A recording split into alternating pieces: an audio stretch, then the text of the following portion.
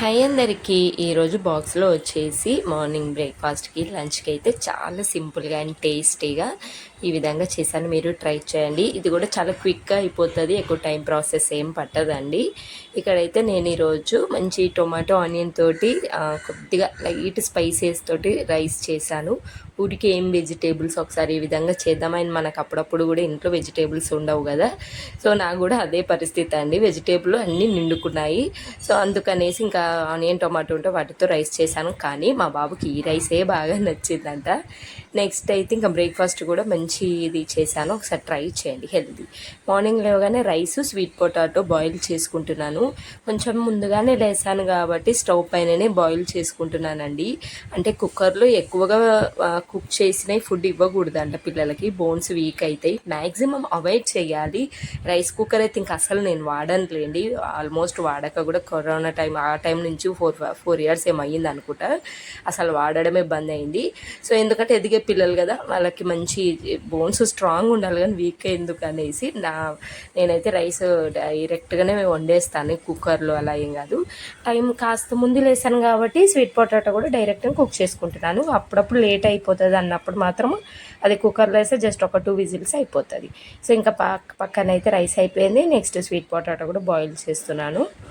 ఇక్కడైతే కొంచెం ఆయిల్లో ఆవాలు, జీలకర్ర, చిన్న పచ్చిమిర్చి, నెక్స్ట్ కొత్తిమీర, పుదీనా, ఆనియన్, చిన్న సైజు ఆనియన్ సన్నగా ఇలా కట్ చేసుకున్నాను. బాగుంటుందండి, సింపుల్గా ఉన్నా కూడా టేస్ట్ వైజ్ బాగుంటుంది, పిల్లలు కూడా బాగా నచ్చుతుంది, ఒకసారి ట్రై చేయండి.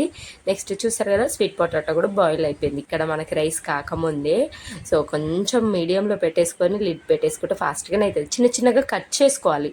స్వీట్ పొటాటోని చిన్న ముక్కలాగా కట్ చేస్తే త్వరగా కుక్ అయిపోతుంది. ఇంకా పక్కన అది తీసేసి పాలు కూడా పెట్టేశాను.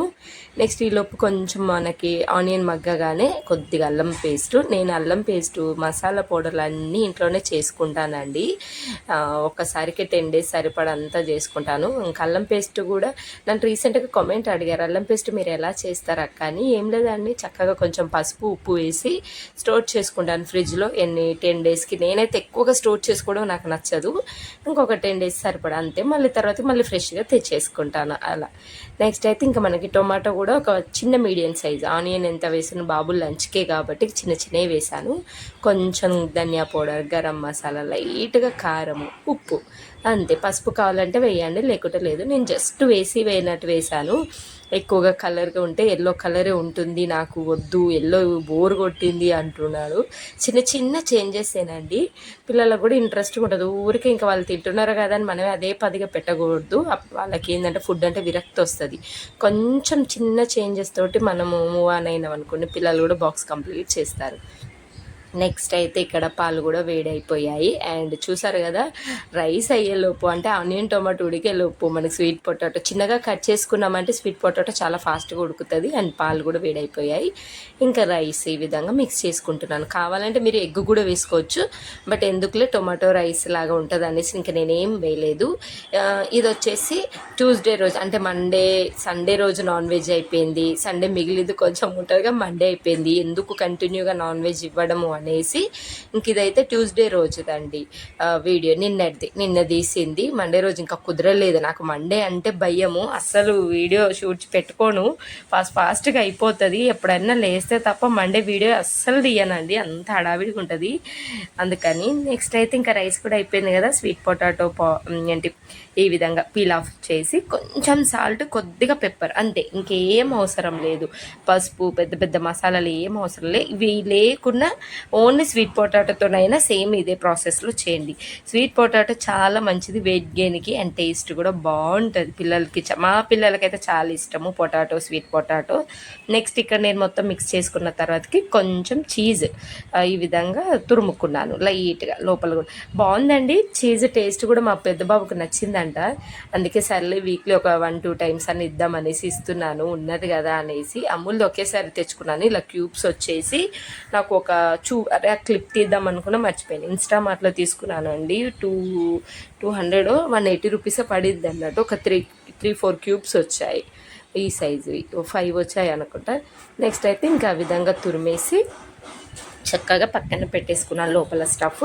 అండ్ ఇక్కడైతే 3 బ్రెడ్ స్లైసెస్ తీసుకున్నాను, బ్రౌన్ బ్రెడ్. ఈ సైడ్ అమ్మటి మనము నేను కట్ చేసుకున్నాను, ఎందుకంటే ఇవి వేస్ట్ కాకుండా వీటితో మీకు షార్ట్లో షేర్ చేసుకుంటాను ఖచ్చితంగా. ఈరోజు అంటే ఇప్పుడు ఈరోజు వచ్చేసి వెనస్డే రోజు వస్తుంది కదా, వెనస్డే అయినా థర్స్డే అయినా షార్ట్లో మంచి రెసిపీ స్నాక్ ట్రై చేస్తాను, చూపిస్తాను. ఓకేనా, అది స్నాక్ చేద్దాం ఎందుకు వేస్ట్ అనేసి ఇంకా అవి పక్కన పెట్టేసాను నేనైతే. సో నెక్స్ట్ అయితే ఈ విధంగా చుట్టూ గోధుమ పిండిలో కొంచెం వాటర్ వేసుకుంటే మనకి మంచిగా అంటిపోతుంది, లోపల ఏ స్టఫ్ పెట్టుకున్నా బయటికి రాదండి. గోధుమ పిండి ఆర్ కార్న్ఫ్లోర్ ఏదో ఒకటి, ఆయిల్ వాటర్ పెట్టుకున్నా కూడా అంటిపోతుంది. ఇంకా లోపల మనం ఇందాక తయారు చేసుకున్న ఆ స్టఫ్ ఇలా పెట్టేసుకొని మంచిగా మొత్తం చుట్టూ ఇలా కవర్ చేసుకున్నాను, పాకెట్ లాగా ఉంటుంది. ఎంత బాగుంటుందో, మా పెద్ద బాబుకి బాగా నచ్చిందంటే ఇంకా ఇది వేడి వేడిగా తింటే ఇంకా బాగుంటుందండి. బట్ ఆ టైంకి చల్లారిపోతుంది కదా, కొంచెం ఎంతైనా ఫుడ్ వేడిగా తిన్నది కొంచెం చల్లారిన తినేది చాలా డిఫరెంట్ ఉంటుంది. నాకైతే వేడిగా అంటే చాలా ఇష్టం. ఇంకా మా పిల్లలకి వేడి వేడిగా చేసి పెడితే నాకు అదో తృప్తి, ఎంత హాయిగా ఉంటుంది. అరే ఈరోజు మంచిగా తిన్నారు అని.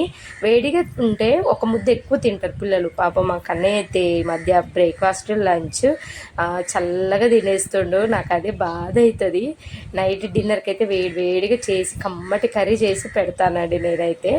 హాయిగా కడుపు నిండా తింటాడు పిల్లోడు. ఏం తింటాడో ఏమో స్కూల్ అని కొంచెం బెంగ నాకైతే. అంతేనేమో ప్రతి మదర్కి బాగా తినిపించడం అలవాటు అయిపోయింది కదా, తింటాడండి. బట్ నాకు ఏదోలాగా ఉంటుంది, అరే నేను తినిపించలేదు. ఇంకా ఫస్ట్లో స్కూల్కి వెళ్తున్నప్పుడు అయితే ఎంత బాధ అయిందో నాకైతే. ప్రతిరోజు ఆఫ్టర్నూన్ తింటున్నప్పుడు అరే చల్లన్నం తిన్నాడే పిల్లోడు అనేసి అనిపించేది, నాకు కడుపులో ఎలానా ఉండేది అన్నట్టు. సో ఇప్పుడు కొంచెం కొంచెం అలవాటు అయినా కూడా గుర్తొస్తుందండి ఖచ్చితంగా.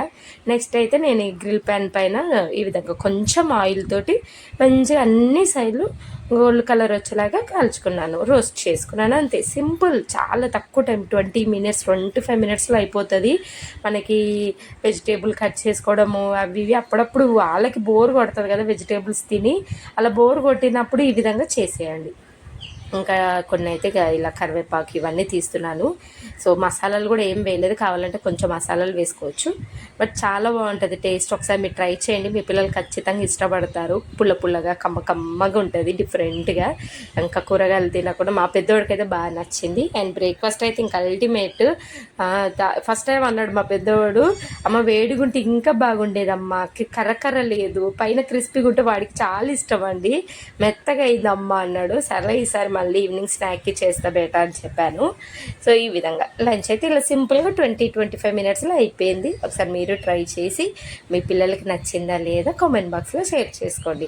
ఈరోజు అయితే యాపిల్ పెడుతున్నాను, ఇది కట్ చేస్తే మళ్ళీ కలర్ మారుతుందని డైరెక్ట్గా బ్యాగ్లోనే పెట్టేసుకోబేటా అని చెప్పాను. ఎందుకంటే వచ్చేటప్పుడు హాయిగా పట్టుకొని తినొచ్చు కదా అనేసి. ఇంకా కట్ చేసే కలర్ చేంజ్ కదా. సో ఈ విధంగా ఈరోజు అయితే లంచ్ బాక్స్ ఈ విధంగా రెడీ అయిపోయింది.